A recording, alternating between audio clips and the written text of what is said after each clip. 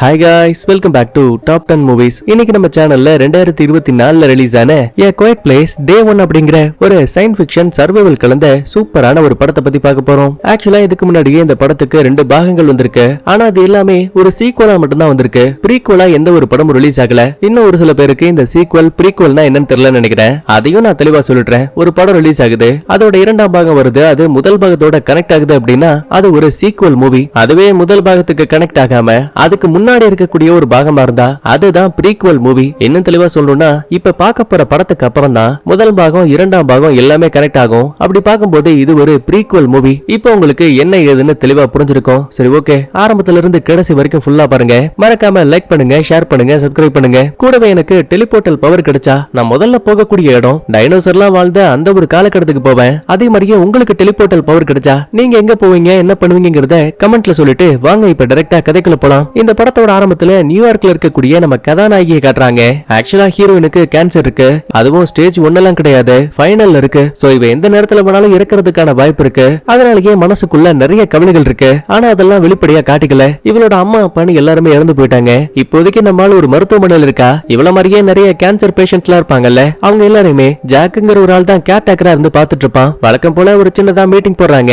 அதுல இந்த நோயால பாதிக்கப்பட்ட எல்லாருமே தங்களோட மனசுக்குள்ள என்ன இருக்கோ அதை வெளிப்படையா பேசியாகணும். அதுக்காக தான் இந்த மீட்டிங். ஆனா ஹீரோயின் மட்டும் ஆரம்பத்துல பதிலே சொல்லாம அமைதியா இருப்பா. அப்ப ஜாக் உள்ள போந்து, இந்த பாரு, நீ பேசியே ஆகணும், ஏன்னா எல்லாருக்கும் ஒரு சான்ஸ் இருக்கு. ஓ அப்படியா, சரி, எனக்கு பேச விருப்பம் இல்ல, ஆனா நான் எழுதி வச்சிருக்க கவிதை வேணா படிக்கவா, சரி அதையாச்சும் பண்ணுன்னு ஜாக்கும் சொல்லுவான். அப்ப ஹீரோனை பாருங்களேன், இந்த இடம் ஃபுல்லாவே கக்கானா தோணுது. இந்த இடத்தை பார்த்தாலே எனக்கு கக்கா மாதிரி தான் தோணுது. அதுவும் பக்கத்துல இருக்கானே அந்த ஆஸ்கர், அந்த ஆளு அடிக்கடி தன்னையே அறியாம தான் பேண்ட்ல கக்கா பண்ணிடுவான். இதெல்லாம் நினைக்கும் போது எனக்கு இதான் கவிதையா வருதுன்னு ஒரு கன்றாவியான இதையோ ஒன்னு எழுதி வச்சிருக்கா. ஜாக்குக்கும் மத்தாளங்களுக்கும் இதை பார்த்து பெருசா சிரிப்பு கூட வரல.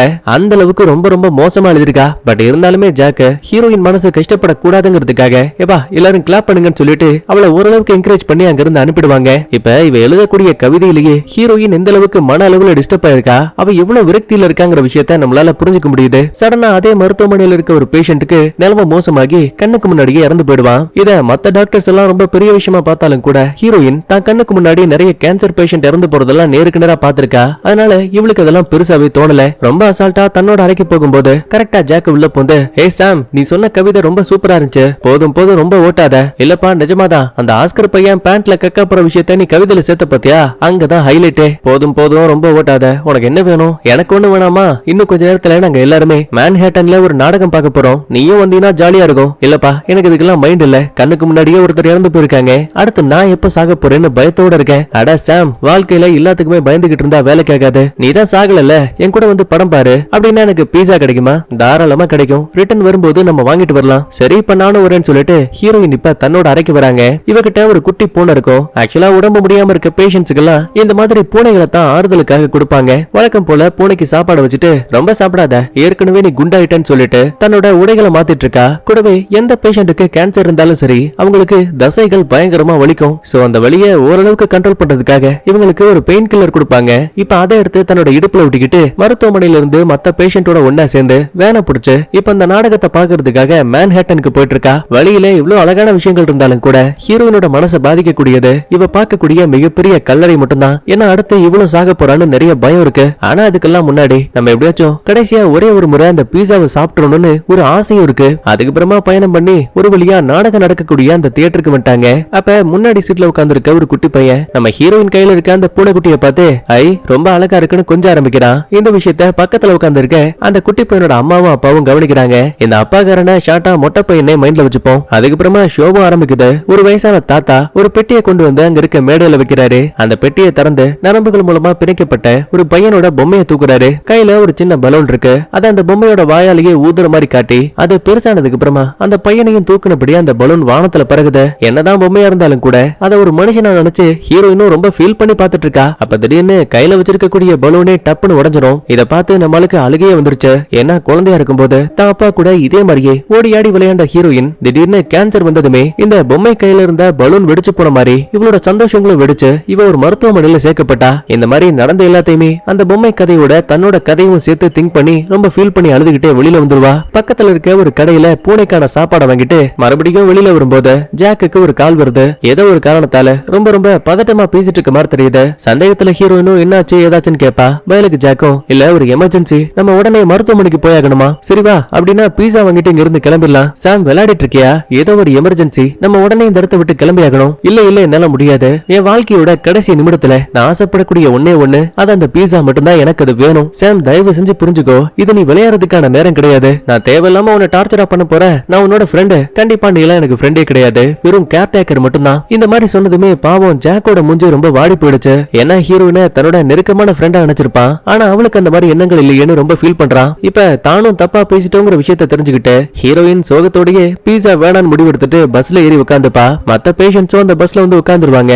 ஆரம்பத்துல வண்டி கிளம்புற மாதிரி கிளம்பிட்டு சடனா பாதியிலேயே நிக்குது. என்ன ஏதுன்னு புரியாம மொத்த பேஷண்ட்ஸும் அந்த பஸ்ஸோட பின்பக்க கண்ணாடி வழியா எட்டி பார்க்கும்போது வானத்துல இருந்து எக்கச்சக்கமான எரிக்கற்கள், அப்படி இல்லைன்னா ஏலியன்ஸோட ஷிப்னு மைண்ட்ல வச்சுக்கலாமே, அந்த மாதிரி ஒண்ணு தரையில வந்து தொப்புன்னு விழுது. அதுவும் எங்க ஹீரோயின் இருக்கக்கூடிய அதே பஸ்ஸுக்கு பக்கத்துல. விழுந்த வேகத்துல பஸ்ஸோட கண்ணாடி எல்லாம் சுக்கு சுக்கா உடையுது. அந்த இடம் முழுக்க புழுதி புயல் வந்த மாதிரி வெள்ளையா மாறி போயிடுச்சு. அடுத்த கொஞ்ச நேரத்துக்கு அப்புறமா மயக்கத்தை விட்டு ஹீரோயின் கண்ணம் விழிக்கும் போது மூஞ்சி ஃபுல்லா பவுடர் அடிச்ச மாதிரி வெள்ளவெளியன்னு இருக்கா. மக்கள் கத்தக்கூடிய சத்தமும் வாகனங்கள் வெடிக்கக்கூடிய சத்தமும் ஏதோ ஒரு வித்தியாசமான உயிரினத்தோட கர்ஜிக்கக்கூடிய சத்தமும் திரும்ப திரும்ப கேட்டுக்கிட்டு இருக்கு. ஒரு உள்ளுக்குள்ள பயத்தோடயே அங்க இருக்க காருக்கு பின்னாடி ஒளியும் போது தனக்கு முன்னாடி இருக்க அந்த வெள்ளை நிற புகைக்குள்ள இருந்து அந்த கொடூரமான ஏலியன் கொஞ்சம் கொஞ்சமா இவளுக்கு பக்கத்துல வந்துட்டு இருக்கு. இத பாக்குற இன்னொரு லேடி, இங்க ஒளியாதீங்க, உடனே தப்பிச்சு போயிடுங்கன்னு சத்தம் போடுவா. இந்த சவுண்ட கேட்டதும் போதும் அந்த ஏலியன் இப்ப ஹீரோயின் எதுவும் பண்ணாம பக்கத்துல சத்தம் போட்டா அந்த லேடியோட கதையை முடிச்சுட்டு மறுபடியும் அங்க இருந்து ஓட ஆரம்பிக்குது. அப்பதான் ஹீரோயினுக்கு இவளோட செல்லப்பிராணியான அந்த ப்ரூட்டோ கூட இல்லங்கிற விஷயம் தெரிய வருது. சோ ஒரு பக்கத்துல உயிரை காப்பாத்தினபடியே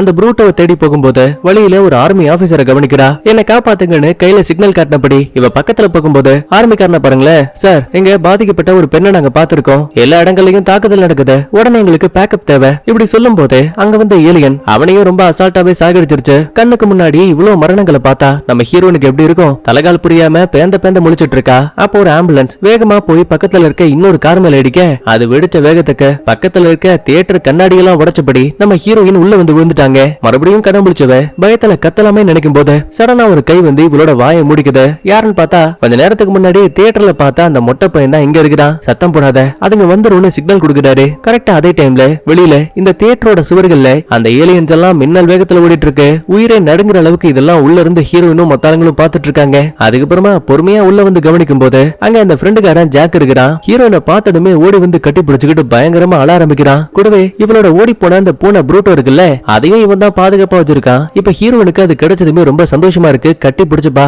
ஆக்சுவலா இங்க ஹீரோயின் மட்டும் கிடையாது, இவ்வளவு மாதிரியே நிறைய மக்கள் இந்த தியேட்டருக்குள்ளதான் அடைஞ்சிருக்காங்க. அப்ப சடனா வானத்துல ஒரு சாப்பர் பறக்கக்கூடிய சத்தம் கேக்குது. அதுக்குள்ள இருந்து ஆர்மி சோல்ஜர்ஸும் பேச ஆரம்பிக்கிறாங்க. வேற்று கிரக ஏலியன்ஸால எக்கச்சக்கமான நகரங்கள் தாக்கப்பட்டிருக்கு. இப்ப வரைக்குமே அந்த மிருகங்களுக்கு கண்கள் கிடையாது, சத்தங்களை வச்சு மட்டும்தான் அட்டாக் பண்ணிட்டு இருக்கு. அதனால தயவு செஞ்சு சத்தம் போடாதீங்க, கூடிய சீக்கிரத்திலேயே அடுத்து நாங்க என்ன பண்ணணும் பண்ணக்கூடாதுங்கிற விஷயத்தை இன்ஃபார்ம் பண்ணுவோம். எப்படி சொல்லிட்டு இருக்க டைம்லயே எப்படியோ அந்த ஏலியன்ஸ் எல்லாம் அந்த சாப்பரையும் அட்டாக் பண்ற மாதிரி தெரியுது. இந்த சவுண்ட கேட்டு ப்ரூட்டோ பயந்து அங்கிருந்து வேகமா ஓடும். உடனே அதை காப்பாத்தலான்னு ஹீரோயின் பின்னாடியே ஓடும் போது ஒட்டுமொத்த இடமும் திடீர்னு அமைதியாயிடுச்சு. தெரியாதனமா ஹீரோயின் அங்க இருக்க கண்ணாடியில வேற காலை வச்சிருவா. ஆனா நல்ல வேளை ஏலியன்ஸ் இந்த சவுண்ட கேட்டு பெருசா ரியாக்டே பண்ணல. அப்ப அந்த பூனைக்குட்டியை பார்த்தா அது அங்க இருக்க கதவுக்கு பக்கத்துல இருக்கு. பொறுமையா இங்க வந்துருன்னு ஹீரோயின் சிக்னல் கொடுப்பா. அப்ப அந்த பூனை தெரியாதனமா அங்க இருந்த ஒரு குட்டி மணியை தட்டி விட்டுரும். அவ்வளவுதான், இந்த சவுண்ட கேட்டதும் போதும் வெளியில இருந்த ஏலியன்ஸ் எல்லாம் கதவை உடைச்சுக்கிட்டு தொப்புன்னு உள்ள வந்துருச்சு. இத பார்த்து மரண பீதியில ஹீரோயினும் அவளுக்கு பின்னாடி ஓடி வந்த ஜாக்கும் பதுங்கி உட்கார்ந்துருவாங்க. கொஞ்சம் கொஞ்சமா பக்கத்துல வந்த ஏலியன் ஜாக்கோட மூஞ்சி கிட்ட வந்து ஒரு கத்து கத்திட்டு அதுக்கப்புறம் அந்த இடத்த விட்டு அமைதியா போயிடும். அதுக்கப்புறமா பூனையை காப்பாத்திட்டு மறுபடியும் அந்த தியேட்டருக்குள்ள வந்துட்டா. முகத்துல இருக்க அந்த மண்ணையெல்லாம் தொடச்சு எடுக்கும் போது இப்பதான் நம்மாலே கவனிக்கிறா, இவ இடுப்புல ஒட்டி இருந்த அந்த பெயின் கில்லர் இப்ப மொத்தமா காலி ஆயிடுச்சு. சோ இதுக்கப்புறம் புதுசா ஒண்ண ஒட்டினா மட்டும்தான் ஹீரோனால தனக்குள்ள இருக்க அந்த கேன்சர் வழியை கண்ட்ரோல் பண்ண முடியும். என்ன பண்ண போறோம்னு தெரியாம குழப்பத்தோடயே வெளியில வரும்போது கரெக்டா அங்க வழியில ஒரு குட்டி பையன் சேட்டலைட் ரேடியோவை பயன்படுத்தி சோல்ஜர்ஸ் எல்லாம் பேசக்கூடிய விஷயத்த ஹெட்போன்ல கேட்டுட்டு இருக்கான். கூடவே அந்த ஏலியன்ஸ் எங்கெல்லாம் தாக்கி இருக்குன்னு சொல்லி மேப்ல செக் பண்ணும்போது கிட்டத்தட்ட உலகத்தோட பாதி அதை அட்டாக் பண்ணிருக்கு. ஹீரோயின் ஒரு பக்கத்துல இதை பார்த்து ஷாக் ஆக கரெக்டா அதே டைம்ல மறுபடியும் சாப்பர்ல வந்த சோல்ஜர்ஸ் எல்லாம் இப்ப இன்னொரு செய்தி அனுப்புறாங்க. அது என்ன பாருங்க, மேன்ஹாட்டனுக்குள்ள ஏலியன்ஸ் இருக்கதால மத்த நகரங்களை பாதுகாக்கிறதுக்காக நாங்க குறுக்க இருக்க அந்த பாலத்தை வெடிக்க வைக்க போறோம். ஏன்னா ஏலியன்ஸால தண்ணீருக்குள்ள நீந்த முடியாது. மக்கள் யாராச்சும் அந்த பாலத்துக்கிட்ட இருந்தீங்கன்னா உடனே தப்பிச்சு போயிடுங்கன்னு இன்ஃபார்ம் பண்றாங்க. ஆக்சுவலா ஹீரோயின் இருக்கக்கூடிய அந்த தியேட்டருக்கு பக்கத்துல தான் இவங்க சொல்லக்கூடிய அந்த பாலம் இருக்கு. சோ வேகமா மாடிக்கு வந்தவ மொட்டை கொடியும் மத்தாளுங்க கொடியும் கண்ணுக்கு முன்னாடி இருக்க அந்த பாலத்தை கவனிக்கும் போது ராணுவ வீரர்களால கண்ணுக்கு முன்னாடியே அது தாக்கப்பட்டு மொத்தமா அழிக்கப்படுது. இத கூட இருக்க இன்னொருத்தன் பார்த்து சும்மா இல்லாம போச்சு நம்ம இதே இடத்துல சாக போறோம்னு கத்த ஆரம்பிக்கிறான். பயந்து போட மொட்டை பையனும் டேய் இப்பலாம் பண்ணாதடா, சத்தம் போடாத, அமைதியா இரு, அந்த மிருகங்கள் இங்க வந்துரும். இந்த மாதிரி எவ்வளவு சொன்னாலுமே போச்சு, நம்மளால இங்க இருந்து கிளம்ப முடியாது, தப்பிக்க முடியாதுன்னு திரும்ப திரும்ப ஒரே வார்த்தையை சொல்லிட்டு இருக்கான். அப்ப மொட்டை பையன் தெரியாதனமா வாயை மூடுறதுக்காக கைய லைட்டா வச்சு அழுத்தும் போது தெரியாதனமா கழுத்து உடைஞ்சு பாவம் இருந்தால அதே இடத்துல இறந்து போயிடுவாரு. தன்னையே அறியாம ஒரு கொலையை பண்ணிட்டோமேனு மொட்டை பையனுக்கு குற்ற உணர்ச்சி. கூட இருக்க ஹீரோயினாலையும் பதில் சொல்ல முடியல. அதுக்கப்புறமா மறுபடியும் உள்ள வந்தவங்க சோகத்தோட உட்கார்ந்து இருக்கும் போது நம்ம ஹீரோயின் தன்னோட நோட்ல ஹேர்லம்க்கு போகணும்னு எழுதி காட்டுறா. ஏன் இதுக்குன்னு ஜாக்கும் கேட்கும் போது எனக்கு பீஸா சாப்பிடணும் போல இருக்கு, வேணா அங்க போகாத, மிகப்பெரிய ஆபத்து இருக்கும், இல்ல நான் போய் தான் ஆகணும், என் வாழ்க்கையோட கடைசி ஆசை இதான். ஜாக்காலையும் இதை கேட்டு ஒன்னும் பண்ண முடியல, அழுதுபடியே அமைதியா உட்கார்ந்துட்டு இருக்கான். அப்ப திடீர்னு அந்த பில்டிங்ல இருக்க ஒட்டுமொத்த பவரும் கட் ஆகுது. கூடவே பவர் பிளக்சுவேட்டால அங்க இருக்க மோட்டார் இப்ப தானாவே ஆன் ஆயிடுச்சு. பயங்கரமா சத்தம் கேட்க ஆரம்பிக்குது. ஹீரோயின் கொஞ்சம் தூரத்திலேயே ஸ்டாப் ஆயிடுவா. அப்ப இந்த ஜாக் மட்டும் தான் உள்ள பூந்து எப்படியோ கஷ்டப்பட்டு அந்த மோட்டரோட சுவிட்ச ஆஃப் பண்ணிடுவான். அப்பாடா ஒரு வழியா ஸ்டாப் பண்ணியாச்சுன்னு பெருமிச்சு விட்டுக்கிட்டு வெளியில வரும்போது தெரியாதனமா அங்க இருக்க கம்பியில இவன் சட்டை மாட்டி டப்புன்னு கிழிஞ்சிரும். மோட்டார் சத்தம் நின்னது கூட பிரச்சனை இல்ல, அதுக்கப்புறம் இவன் சட்டை கிழிஞ்ச சவுண்ட் இருக்கு பாத்தீங்களா, அது வந்தது மட்டும் தான் இப்ப பிரச்சனை. ஹீரோயினை ஒரு சின்ன ஏக்கத்தோட பாத்துட்டு இருக்கும் போதே கரெக்டா அங்க வந்த ஏலியன் நொடி பொழுதுல ஜாக் அப்படியே அலேக்கா தூக்கிட்டு அங்க இருந்து ஓடி போயிடும். தான் மேல அளவுக்கு அதிகமா அக்கறையை வச்சிருந்த ஃப்ரெண்டுக்காரனே இப்ப இறந்து போயிட்டான் இல்லையா, அதனால ஹீரோயின் மனசு உடைஞ்சு சத்தம் போட்டு அழ கூட முடியாம அமைதியா பக்கத்துல இருக்க இன்னொரு அறைக்குள்ள வந்து உட்கார்ந்துப்பா. அப்பதான் தன்னோட நோட்டை கவனிக்கும் போது அதுல பீஸா வாங்கணும்னு எழுதி வச்சிருப்பா இல்லையா, அது ஞாபகத்துக்கு வருது. இதுக்கப்புறம் வாழ்வோ சாவோ, நம்ம பீஸாவை வாங்கி சாப்பிட்டதுக்கு அப்புறம் செத்து போயிடலான்னு இப்ப அந்த ஹேர்லம்க்கு கிளம்புறதுக்கு ரெடி ஆகுறா. இவளுக்கு துணையா இருக்கக்கூடியது இவளோட குட்டி பூனை மட்டும்தான். சோ இப்ப அதை அப்படியே பொறுமையா தூக்கிட்டு வீதிகள்ல சத்தமே போடாம நடக்க ஆரம்பிக்கிறா. கண்ணுக்கு முன்னாடி ஒரு சின்ன சூப்பர் மார்க்கெட் இருக்கு. அதுல இந்த பூனைக்கு தேவையான சாப்பாடு, தனக்கு தேவையான ட்ரிங்க்ஸ்னு ஒரு சில பொருட்களை பேக் பண்ணிக்கிட்டு ஒரு கட்டடத்துக்கு முன்னாடி அழகுக்காக வாட்டர் போல் வச்சிருப்பாங்க. சோ இப்ப அந்த தண்ணிக்கு பக்கத்திலேயே உட்கார்ந்தபடி என்ன மிருகங்களால இந்த தண்ணியோட சத்தத்தின் மூலமா தன்னை கண்டுபிடிக்க முடியாதுன்னு ஒரு சின்ன நம்பிக்கை. ப்ரூட்டோக்கு வாங்கிட்டு வந்த மீன் வேற ஒரு டின்னுக்குள்ள வச்சிருப்பானுங்க. அதை திறக்கும் போது கூட தான் ட்ரெஸ்ஸுக்குள்ள மறைச்சு பொறுமையா சத்தம் வராத மாதிரி தான் திறப்பா. இங்கதான் ஹீரோயின் இன்னொரு விஷயத்தை கவனிக்கிறா. அங்க இருக்க வாட்டர் போலுக்கு அடியில ரெண்டு குட்டி பசங்க பயத்துல உட்கார்ந்துட்டு இருக்காங்க. உடனே பக்கத்துல வந்த ஹீரோயின் தங்கிட்ட இருக்க ஒரு சாக்லேட் எடுத்து கொடுப்பா. ஆரம்பத்துல குழந்தைங்க இதை பார்த்து பயந்தாலும் கூட அதுக்கப்புறமா அதை வாங்கி சாப்பிட ஆரம்பிக்கிறாங்க. அப்பதான் வானத்துல மறுபடியும் நிறைய சாப்பர் பறந்து போற விஷயத்தை கவனிக்கிறா. கூடவே அதுல இருந்து இந்த நகரத்துல இன்னும் உயிரோட இருக்கக்கூடிய எந்த ஒரு மக்களா இருந்தாலும் சரி, உங்களை காப்பாத்துறதுக்கு மேன்ஹாட்டனோட தெற்கு பகுதிக்கு நிறைய கப்பல் அனுப்ப போறோம். சோ உயிரை காப்பாத்திக்கணும்னு நினைக்கிறவங்க கூடிய சீக்கிரமே அங்க வந்து சேருங்க. இப்படி சொல்லிக்கிட்டே அந்த சாப்பர் எல்லாம் அங்க இருந்து பறந்து போயிட்டு இருக்கு. ஆனா இந்த சவுண்ட கேட்டதால அந்த ஏலியன்ஸ் எல்லாம் எப்படியாச்சும் அந்த சாப்பரையே பிடிக்க பின்னாடியே ஓடிட்டு இருக்கு. உடனே ஹீரோயினும் அந்த குட்டி பசங்களை கூட்டிக்கிட்டு வேகமா பக்கத்துல இருக்க கப்பல் துறைமுகத்துக்கு விடும்போது சாலையை கடந்து ஓடக்கூடிய அந்த ஏலியன்ஸ்க்கு நடுவுல மாட்டிப்பாங்க. அப்ப உயிரை காப்பாத்திக்கிறதுக்காக பக்கத்துல இருக்க ஒரு சின்ன சுரங்கத்துக்குள்ள இறங்குறாங்க. மறுபடியும் பொறுமையா வெளியில வரும்போது நம்ம ஹீரோயின் மாதிரியே உயிர் பழைச்ச அத்தனை மக்களும் கப்பல் மூலமா தப்பிச்சு போலான்னு பொறுமையா சத்தமே போடாம அங்க இருக்க சாலைகள்ல நடக்க ஆரம்பிக்கிறாங்க. ஒருத்தர் ரெண்டு பேர்னா கூட அந்த சத்தம் வெளியில கேட்காது. ஆனா ஆயிரக்கணக்கான மக்கள் ஒரே டைம்ல நடந்தா அவங்களோட இதய துடிப்பே ஒரு மிகப்பெரிய சத்தமா கேட்கும். உடனே ஹீரோயின் குட்டி பசங்க ரெண்டு பேரையும் அந்த கூட்டத்தோட கூட்டமா அனுப்பிடுவா. ஆனா இவன் மட்டும் அந்த பீஸாவை சாப்பிடணுங்கிறதுக்காக மறுபடியும் ஹேர்லம் நோக்கி எதிர் திசையை நோக்கி நடக்க ஆரம்பிக்கிறா. அப்ப திடீர்னு இந்த மக்கள் நடக்கக்கூடிய சவுண்ட கேட்டு ஏலியன்ஸ் எல்லாம் அங்க வந்துருச்சு. நொடி பொழுதுல உள்ள பூந்து அவங்க எல்லாரையுமே பயங்கரமா அட்டாக் பண்ணுது. மக்கள் பயந்து அங்க எங்கன்னு ஓடும் போது தெரியாதனமா ஹீரோயின் வேற கால் தடிக்க கீழே விழுந்துருவா. ரொம்ப நேரத்துக்கு வெளியிலயும் இருக்க முடியாது. சோ உயிரை காப்பாத்திக்க அங்க இருக்க காடு கடியில போய் ஒளிஞ்சுப்பா. அப்ப சடனா ஒருத்தன அந்த ஏலியன் அட்டாக் பண்ணிட்டு இருக்கு. என்ன காப்பாத்து காப்பாத்துன்னு அவன் இப்ப ஹீரோயின் காலை பிடிச்சு இழுத்துட்டு இருக்கான். பாவம் இவளால வாயை திறந்து பேச கூட முடியாது. என்ன பேசினா இப்ப இவ்வளவு மாட்டிப்பா. அதுக்கப்புறமா காலை பிடிச்ச ஆள அந்த ஏலியன் அலைக்கா தூக்கிட்டு போயிடும். ஆனா அப்படி போகும்போது தெரியாதனமா ஹீரோயினோட கால் அந்த காருக்கு அடியிலேயே மாட்டிக்கும். நீண்ட நேர போராட்டத்துக்கு அப்புறமா அந்த காலை உருவிட்டு வேக வேகமா ஓட ஆரம்பிக்கிறா. வழியில ஒரு சின்ன முட்டுச்சந்து, அதுக்குள்ள போய் சேஃப் ஆயிடுவா. அதே டைம்ல ஹீரோயின் கையில இருந்த அந்த ப்ரூட்டோவையும் காணோம். இங்க எவ்வளவு பெரிய பஞ்சாயத்து போயிட்டு இருக்கு. ஆனா அந்த ப்ரூட்டோவை பாருங்களேன், ஒரு எலிக்குட்டியை துரத்தி ஓடிட்டு இருக்கு. கடைசியா ஒரு சுரங்கத்துக்கிட்ட வந்து தண்ணி குடிச்சிட்டு இருக்கு. அந்த தண்ணிக்குள்ள இருந்து மிருகத்துக்கு பயந்து ஒளிஞ்சிருந்த நம்ம கதாநாயகன் டப்புன்னு வெளியில வரான். பக்கத்துலயே அந்த ப்ரூட்டோ நிக்குது. முதல் பார்வையிலேயே இவனுக்கு அந்த பூனைக்குட்டியை ரொம்ப பிடிச்சு போயிடுது. பொறுமையா அது ஹீரோயின் இருக்க தசிய நோக்கம் பிடிச்சு போயிட்டு இருக்கு. இப்ப அதை ஃபாலோ பண்ணபடியே நம்ம ஹீரோ வந்துட்டு இருக்கான். பூனையை பார்த்ததுமே ஹீரோனுக்கு சந்தோஷம். அப்பதான் பக்கத்துல இருக்க ஹீரோவை பார்த்து எதுக்காக இங்க வர, உன் உயிரை காப்பாத்திக்கணும்னா தெற்கு பகுதியில இருக்க அந்த கப்பல் கிட்ட போ. ஆனா ஹீரோ அதையெல்லாம் கேட்கற மாதிரியே இல்ல. நம்ம ஹீரோயின் எங்க போனாலும் சரி அவளை ஃபாலோ பண்ணியே வந்துட்டு இருக்கான். அப்ப எதிர்பாராத விதமா அங்க நிறைய மழை பெய்ய ஆரம்பிக்குது. இது மூலமா அதிகமான சத்தமும் வருது. இது மூலமா அந்த ஏலியன்ஸால மக்கள் பேசினாலும் கூட அதை ஒரு பெரிய சவுண்டா கண்டுபிடிக்க முடியாது. அப்பதான் ஹீரோயினும் சந்தேகத்துல, யோ யாரையா நீ, எதுக்கே என்ன ஃபாலோ பண்ணிட்டு இருக்க? இந்த பேரு என்னோட பேரு எரிக்கு. நான் ஏற்கனவே ரொம்ப பயந்து இருக்கேன். என்னால கண்டிப்பா தனியாலாம் அந்த கப்பல் கிட்ட போக முடியாது. சரி நான் சொல்ல வேண்டியதை சொல்லிட்டேன். அதுக்கப்புறம் உன்னோட இஷ்டம். நீ என் கூட வரதுனா தாராளமா வரலாம். ஆனா மழை நிக்கிற வரைக்கும் தான் என் கூட இருக்கணும். அதுக்கப்புறம் நீ தனியா போயிடணும். பதிலுக்கு ஹீரோவும் சரின்னு சொல்ல அதுக்கப்புறமா ரெண்டு பேருமே ஹீரோ ஹீரோயின் தங்கியிருந்த தன்னோட பழைய வீட்டுக்கு வராங்க. கதவோட சாவி இங்க இல்ல, அதனால கதவை உடைச்சா மட்டும்தான் உள்ள போக முடியும். கரெக்டா இடி இடிக்கிற நேரத்துல ஹீரோவும் கதவை உடைக்கலாம்னு ஓங்கி ஒரு உதை. முதல் முறை வேலைக்காகல, ஆனா ரெண்டாவது முறை கதவை உடைச்சு சேஃபா உள்ள வந்துட்டாங்க. அவசர அவசரமா ஹீரோயினும் அந்த பெயின் கில்லர் இருக்கான்னு தேடி பாக்குறா. ஆனா இங்க அந்த மருந்து இல்ல. சந்தேகத்துல ஹீரோவை பார்த்து, நீ யாரு, எப்படி இங்க வந்து மாட்டின? ஆக்சுவலா நான் இந்த ஊரை சேர்ந்தவர்ல, என்னோட அம்மாவும் அப்பாவும் கென்ட்ல இருக்காங்க. நான் லா படிக்கிறதுக்காக தான் இந்த ஊருக்கே வந்தேன். இப்போதைக்கு எனக்குள்ள இருக்க கவலை எல்லாமே கென்ட்ல இருக்க என்னோட அம்மா அப்பா அவங்க பாதுகாப்பா இருக்காங்களா இல்லையாங்கிறது மட்டும்தான். சரி நீ யாரு, எங்க போயிட்டு இருக்க? எனக்கு பீஸா சாப்பிடணும் போல இருக்கு. எது, ஏலியன்ஸ் எல்லாம் அட்டாக் பண்ணிட்டு இருக்கு, நீ பீஸா வாங்க போறியா? உலகம் அழிய போறப்ப உனக்கு இதான் தேவையா? ஆமா, எனக்கு பீஸா மட்டும் தான் தேவை. சரி அதெல்லாம் இருக்கட்டும், இந்த வீட்டுல வந்தவனே எதையோ உன்னை தேடிட்டு இருந்தியே, அது என்ன? இந்த புக்கை பாரு, உன் கேள்விக்கான பதில் கண்டிப்பா கிடைக்கும். சரின்னு ஹீரோவும் அதை வாங்கி படிச்சு பார்க்கும்போது அதுல ஹீரோயின் தன்னோட வாழ்க்கை எப்ப முடிய போகுதுங்கிற விஷயத்த வருஷங்களாவோ மாதங்களாவோ எழுதிருப்பா. ஆனா இப்ப மாதங்கள் கடந்த ஒரு சில நாட்கள், இப்ப ஒரு சில நொடிகள், அதாவது எந்த நேரத்திலயுமே கேன்சர் நோயால பாதிக்கப்பட்ட ஹீரோயின் இறந்து போறதுக்கான வாய்ப்பு இருக்குன்னு இன்டைரக்டா எழுதிருக்கா. உனக்கு ஒண்ணு தெரியுமா, எங்க அப்பா அழகா பியானோ எல்லாம் வாசிப்பாரு. ஆனா பாவம் இப்ப ஒரு உயிரோடைய உள்ள என் உயிர் நண்பன் கண்ணுக்கு முன்னாடியே அந்த ஏலியன்ஸால கொல்லப்பட்டான். இதெல்லாம் திரும்ப திரும்ப என் மைண்டுக்குள்ள ஓடிக்கிட்டே இருக்கு. ஹீரோயினோட மனவேதனை என்னங்கிற விஷயத்த ஹீரோவால புரிஞ்சுக்க முடியுது. அப்ப சந்தேகத்துல, நீ பீஸா வாங்க போறல, நானும் உன் கூட வரலாமா? இல்ல இல்ல நீ வர தேவையில்ல, நான் மட்டும் தனியா போய்ப்பேன். இல்லப்பா நான் வந்தா உனக்கு உதவியா இருக்கும்ல. அதெல்லாம் ஒண்ணும் வேணாம்னு சொல்லிட்டு ஹீரோயின் கண்ணை மூடி தூங்கிடுவா. காலையில விடியுது. கண்ண முடிச்சு பார்த்தா நேத்து அடிச்சு நொறுக்கப்பட்ட அந்த மேன்ஹாட்டன் நகரம் இப்ப பார்க்கும்போது ரொம்ப அழகா இருக்கு. வாகனங்கள் கூட சத்தம் போட்டபடி ரொம்ப நல்லா தான் போயிட்டு இருக்கு. ஹீரோயின் மூஞ்ச அழுதபடியே காட்டிட்டு மறுபடியும் மேன்ஹாட்டனை காட்டும் போது இப்ப அந்த நகரம் மறுபடியும் இடிஞ்சு போன மாதிரி தான் தெரியுது. ஆக்சுவலா ஹீரோயின் கண்ணுக்கு மட்டும்தான் அது இன்னும் அழகா இருக்க மாதிரி சும்மா கனவு வந்திருக்கு. பக்கத்திலேயே ஹீரோ நல்லா கொரட்டை விட்டு தூங்கிட்டு இருக்கான். சத்தமே போடாம தன்னோட துணியை பேக் பண்ணிக்கிட்டு பூனைக்குட்டியை தூக்கிட்டு பீஸா வாங்குறதுக்காக எர்லாமுக்கு கிளம்பிட்டு இருப்பா. அப்ப நடந்து போகக்கூடிய பாதையில நிறைய புத்தகங்கள் இருக்கு. அதுல ஒண்ணு எடுத்து நம்ம ஹீரோயின் பொறுமையா பாத்துட்டு இருக்கும்போது பக்கத்துல இருக்க ப்ரூட்டோ எதையோ ஒண்ணு திரும்பி பாக்குற மாதிரி இருக்கு. ஆஹா, அப்படின்னா அந்த ஏலியன்ஸ்ல ஒண்ணு இங்க வந்துருச்சு போலன்னு பேச்சு மூச்சு இல்லாம மரண பயத்தோட பொறுமையா திரும்பி பார்க்கும்போது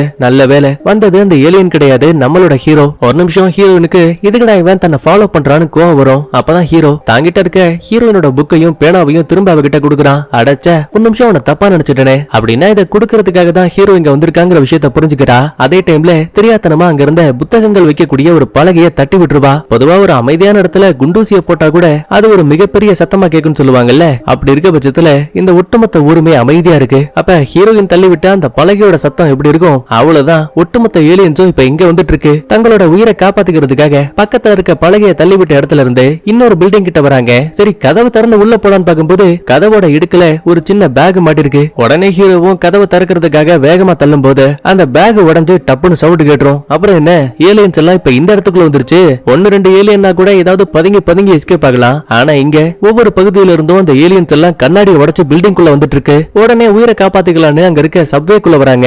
ஆனா அந்த இடம் பயங்கர இருட்டாவும் ஏற்கனவே சுவர்கள்ல நிறைய ரத்தக்கரையாவும் இருக்கு. அப்படின்னா இங்க இருந்த மக்களையும் அந்த ஏலியன் தான் அட்டாக் பண்ணிருக்கு. பதுங்கி பதுங்கி நம்மால் போயிட்டு இருக்க நேரத்திலேயே திடீர்னு அந்த இடத்துக்கு ஒரு ஏலியன் பொறுமையா நடந்து வந்துட்டு இருக்கு. தங்களோட உயிரை காப்பாத்திக்க பதுங்கி பதுங்கி அந்த சப்வேக்குள்ளேயே தண்ணியை கொண்டு போறதுக்காக ஒரு பைப் லைன் வச்சிருப்பாங்க. இப்ப அந்த பைப் லைனுக்குள்ள இறங்கி பொறுமையா நடக்கிறாங்க. ஆனா போக போக தண்ணியோட அளவு அதிகமாயிட்டு இருக்கு. சந்தேகத்துல அண்ணாந்து பார்க்கும்போது அங்க ஒரு ஏலியன் நல்லா கொரட்டை விட்டு தூங்கிட்டு இருக்கு. இத நேருக்கு நேரா பார்த்ததுமே ஹீரோக்குள்ள இருக்க பயம் அதிகமாயிட்டே இருக்கு. ஒரு கட்டத்துல மூச்சு விடவே ரொம்ப கஷ்டப்பட்டு இருக்கான். இதை கவனிக்கக்கூடிய ஹீரோயினும் ஒண்ணுல சரியா போயிரும், நீ ரொம்ப தைரியமான ஆள் தானே அப்படி இப்படின்னு ஆறுதல் படுத்தி அவனோட வாயை மூடிடுவா. ஆனா பையன் அதுக்கப்புறம் தான் இன்னும் அதிகமா மூச்சு வாங்க ஆரம்பிக்கிறான். அவ்வளவுதாங்க, இந்த சவுண்ட கேட்டு தூக்கத்துல இருந்த அந்த ஏலியன் இப்ப கண்ணை முழிச்சிருச்சு. ஆக்சுவலா இதுங்களுக்கு தண்ணிக்குள்ள நீச்சல் அடிக்க தெரியாது. அதனால ரொம்ப சேஃபா அந்த பைப் லைனோட மேல் பகுதியில தொங்கிக்கிட்டே நம்ம ஹீரோயினையும் ஹீரோவையும் அட்டாக் பண்றதுக்காக ஓடி வந்துட்டு இருக்கு. உயிருக்கு பயந்து நம்ம ஆளுங்க நீந்திட்டு இருக்காங்க. தண்ணியோட வேகம் அதிகமானதால ஏலியன் மேலேயே ஓட முடியாம தொப்புன்னு தெரியாதனமா தண்ணிக்குள்ளேயே விழுந்துரும். அப்புறம் என்ன, நீச்சல் அடிக்க தெரியாம அந்த ஏலியன் தண்ணிக்குள்ளேயே மூழ்கி இறந்து போக நூல் நிலையில நம்ம ஹீரோயின் எஸ்கேப் ஆகி ஒரு வழியா அந்த பைப் லைனை விட்டு வெளியில வந்துட்டாங்க. பார்த்தா அது ஒரு சர்ச். நேரம் போக நைட் ஆகுது. பெயின் கில்லர் இல்லாததால ஹீரோயினுக்கு அந்த வழியை தாங்க முடியல. கொஞ்சம் கொஞ்சமா சுருண்டு அதே இடத்துல படுத்துருவா. லைட்டா தண்ணியை கொடுத்தா கூட அதையும் ரத்தமா வாந்தி ஆடுகிறா. இப்படியே போனா இன்னும் ஒரு சில மணி நேரங்கள்ல ஹீரோயின் இறந்து போயிடுவாங்க. அதனால காலையில விடிஞ்சதுமே ஹீரோயினுக்கு தேவையான அந்த பெயின் கில்லரோட பேரை மட்டும் எழுதி வாங்கிட்டு எப்பவுமே எதை பார்த்தாலும் பயப்படக்கூடிய ஹீரோ இப்ப தைரியமா ஹீரோயினுக்காக அந்த மருந்து எடுக்கிறதுக்காக தனியா வெளியில வரான். அப்ப ஏதோ ஒண்ணே உனக்கு பின்னாடி வந்து நிக்கிற மாதிரியே இருக்கு. ஒரு நிமிஷம் பயந்து போனவன் டக்குன்னு திரும்பி பார்த்தா அது ஹீரோயினோட பூனை ப்ரூட்டோ. அட கரும புடிச்சவனே, நல்லா வந்து பயமுறுத்தின போன்னு சொல்லிட்டு அந்த பூனைக்குட்டியவும் தூக்கிட்டு தேவையான மருந்துகளையும் எடுத்துக்கிட்டு கொஞ்சம் கொஞ்சமா இப்ப ஹீரோயின் இருக்க அந்த சர்ச்சுக்கு போயிட்டு இருக்கான். ஆனா இப்ப மறுபடியும் இடம் இருட்டி போயிடுச்சு. அப்ப இந்த ப்ரூட்டோவை பாருங்களேன், ஹீரோவை விட்டு பக்கத்துல இருக்க இருக்க இன்னொரு கட்டடத்துக்குள்ள ஓடி போயிடுது. இந்த பூனை வேற ஹீரோயினுக்கு ரொம்ப பிடிச்சமான ஒண்ணு, இதை விட்டுட்டும் போக முடியாது. அதனால புரூட்டோவை தேடி ஹீரோவும் பின்னாடியே போகும்போது அப்பதான் ஹீரோவுக்கு ஷாக்கு. ஏன்னா இங்கேயுமே நிறைய ஏலியன்ஸ் இருக்கு. சோ பயந்து போனவன் அங்க இருக்க கட்டைக்கு பின்னாடி ஒளிஞ்சுப்பான். அப்படியே அண்ணாந்து பாக்கும்போது இவன் தேடி வந்த புரூட்டோ அங்க இருக்க கம்பிகளுக்கு மேல நல்லா குத்த வச்சு உட்கார்ந்துருக்குது. அட பாவி, உன்னை காப்பாத்த வந்த என்னையே கோத்து விட்டல, இதோ வரேன் பாருன்னு சொல்லிட்டு இவன் ஒரு பக்கத்துல பொறுமையா அந்த கம்பியை பிடிச்சு மேல ஏறிட்டு இருக்கான். அதே டைம்ல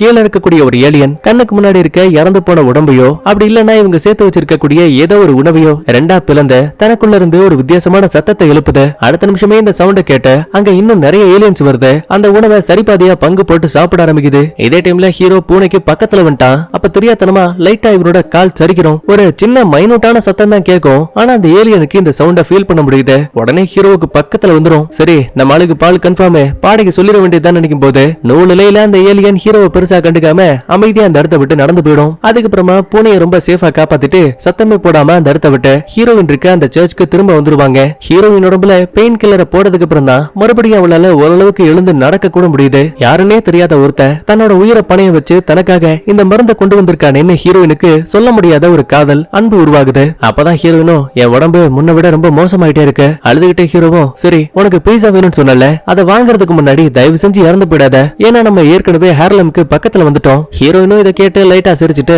அடுத்த நாள் காலையில விடிஞ்சதுமே பீஸா சாப்பிடலாம்னு சொல்லிட்டு அந்த ஹேர்லம்க்கு கிளம்புறாங்க. ஆனா ஹீரோயினுக்கு இங்கதான் ஷாக்கு. இவ தேடி வந்த கடை ஏற்கனவே எரிஞ்சு போய் கிடக்குது. அடச்ச, தான் வாழ்வோட கடைசி நேரத்துல கூட தனக்கு பிடிச்ச ஒரு விஷயத்த பண்ண முடியலன்னு அழுக தாங்கல.